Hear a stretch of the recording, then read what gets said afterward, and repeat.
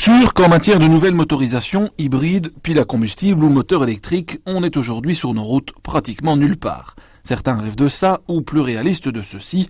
La révolution est bien en marche depuis des années, les experts automobiles devront s'y adapter. Mais le tour de la question ne les stresse pas trop aujourd'hui.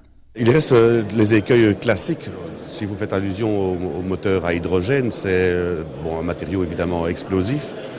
On n'a pas encore résolu le problème d'abord de production de l'hydrogène, ni de son transport, ni de son stockage dans les véhicules. Il existe alors évidemment une solution intermédiaire qui est peut-être un passage obligé, qui sont actuellement les véhicules hybrides, moitié à combustion interne et électrique. Mais à terme, c'est une des voies qui est évidemment explorée et il se peut que d'ici 20 ou 30 ans, on ait trouvé la solution au problème. Autre réalité, le métier d'expert automobile évolue au gré des améliorations techniques. Le milieu estime ainsi que l'électronique embarquée, qui a fait diminuer le nombre d'accidents, a coûté cher à la profession. Près de 15% de missions en moins confiées aux experts, qui doivent là aussi évoluer. Avant, l'expert était surtout un technicien. Aujourd'hui, il doit de plus en plus comprendre qu'il est l'image de l'assureur sur le terrain. Et Dieu sait si on a suffisamment dénigré la profession dans le passé, mais ça c'est quelque chose, il y a un mouvement qui s'inverse.